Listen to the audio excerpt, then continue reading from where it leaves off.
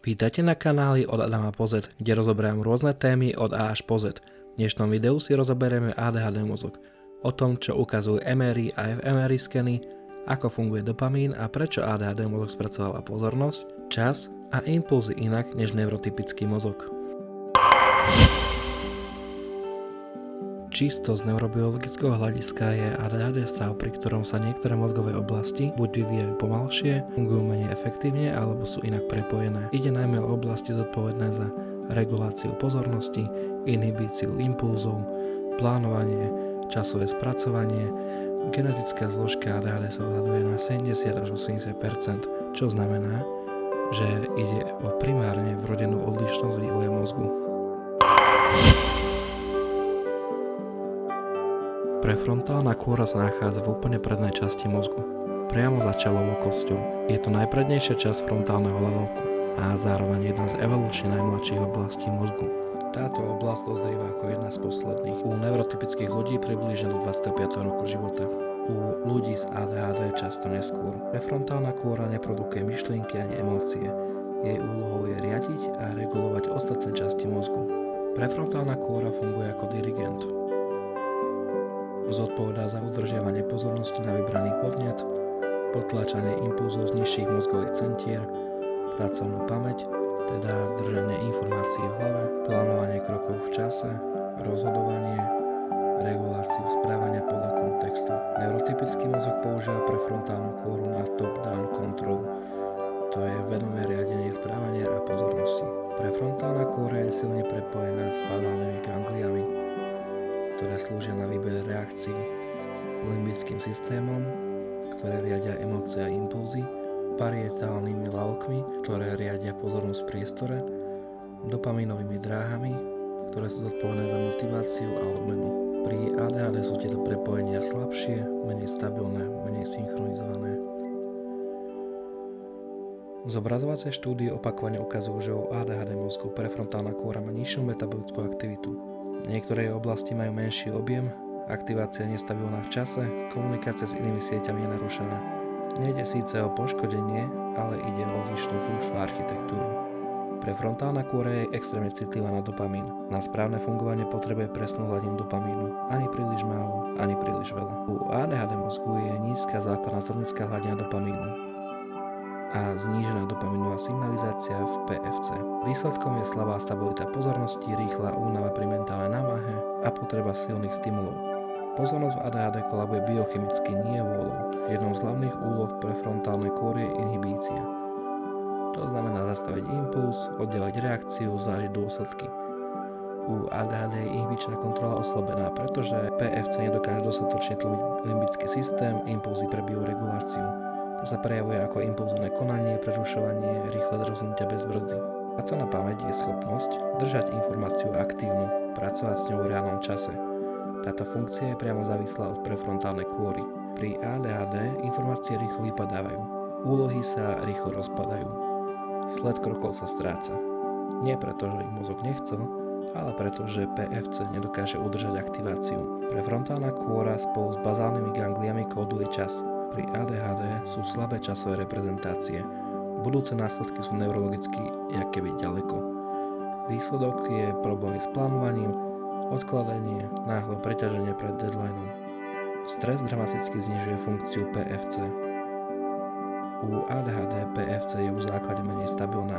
Stres ho vypína ešte viac. Mozog sa prepína na limbický systém, čo má za následok rýchle a impulzívne reakcie. Preto sa ADHD symptómy zhoršujú pod tlakom a stresom. A to je vlastne aj odpoveď na otázku, prečo lieky pôsobia práve v tejto oblasti. Na liečbu ADHD sa používajú stimulanty, ktoré zvyšujú dostupnosť dopamínu v PFC, stabilizujú neurónovú aktivitu, posilňujú top-down kontrolu. Efektom liečby je lepšia regulácia, nie umelý výkon, ale návrat funkcie. Zhrnutie prefrontálnej kôry. Prefrontálna kôra pri ADHD dozrieva pomalšie, funguje menej stabilne, má slabšiu dopamínovú podporu, nedokáže efektívne regulovať ostatné oblasti. Neurotypický mozog funguje prevažne top-down, čiže rozhodnem sa, že sa budem sústrediť. ADHD mozog funguje prevažne bottom-up, čiže sústredím sa na to, čo ma stimuluje. Pozornosť v ADHD mozgu nie je ovládaná vôľou, ale intenzitou signálu.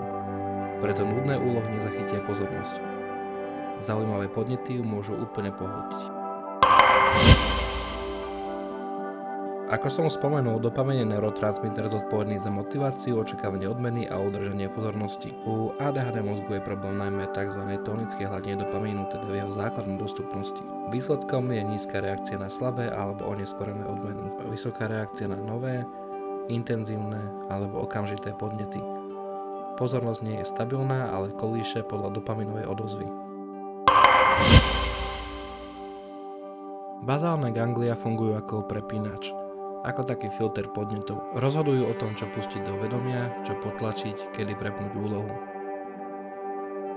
U ADHD mozgu je ich aktivita znížená, čo vedie k horšiemu filtrovaniu podnetov, zvýšenej rozptýlenosti, impulzívnemu prepínaniu. Mozog má problém určiť, čo je dôležité a čo nie. Default Network Mode je sieť mozgu aktívna vtedy, keď nerobíme konkrétnu úlohu.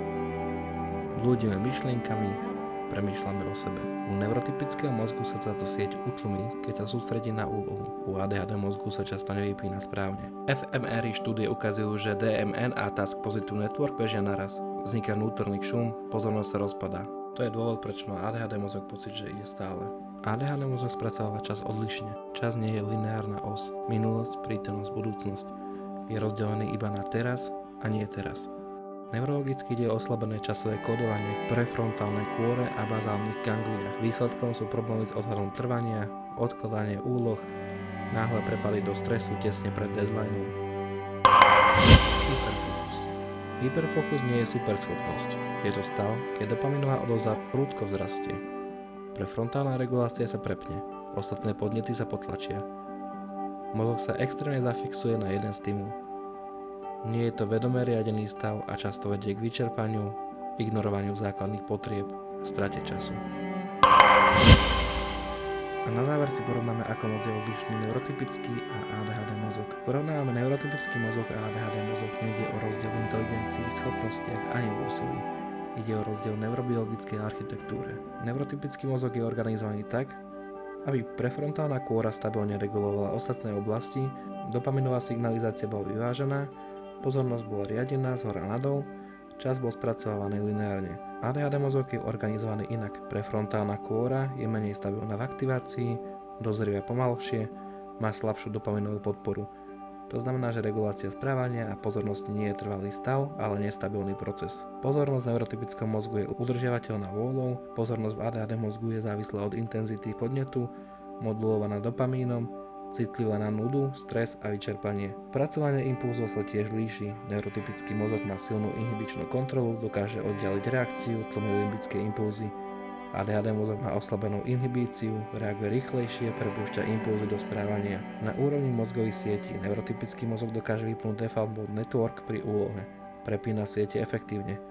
ADHD mozog má prekrývanie sietí, vyšší vnútorný šum, nižší pomer signál-šum. Tieto rozdelenia sú hypotézy, opakovane pozorované v MRI štúdiách, fMRI funkčných mapách, PET dopaminových skenoch. ADHD mozog nie je menej hodnotný, nie je ani rozbitý, je jednoducho odlišný. Z neurobiologického hľadiska ADHD znamená iný spôsob regulácie, iný tok informácií, iné rozdelenie zdrojov. A bez pochopenia tejto odlišnosti nedáva správanie ADHD zmysel. Neurotypický mozog je optimalizovaný na stabilitu. ADHD mozog je optimalizovaný na stimul. Svet, v ktorom dnes žijeme, je postavený na predpoklade, že všetky mozgy fungujú približne rovnako, že pozornosť sa dá udržať vôľou, že čas sa vníma lineárne a že regulácia správania je otázkou disciplíny. Lenže neuroveda ukazuje, že to tak nie je. ADHD mozog nie je zlyhaním v systéme, ale mozgom, ktorý bol vyvinutý pre iný spôsob spracovávania informácií.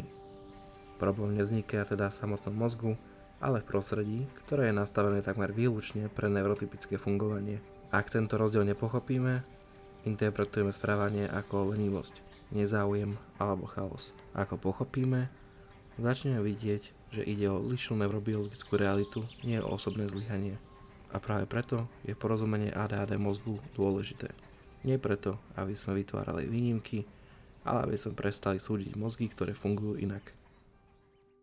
Ak ti toto video pomohlo lepšie pochopiť, čo sa v ADHD mozgu skutočne deje, budem rád, ak mu dáš like. Ak ťa zaujíma viac obsahu o neurovede ADHD a fungovaní mozgu, sleduj tento kanál a pokojne mi do komentára napíš, čo by ťa z tejto témy zaujímalo ďalej, či už konkrétne mozgové oblasti, výskumy, lieky alebo zobrazovacie metódy.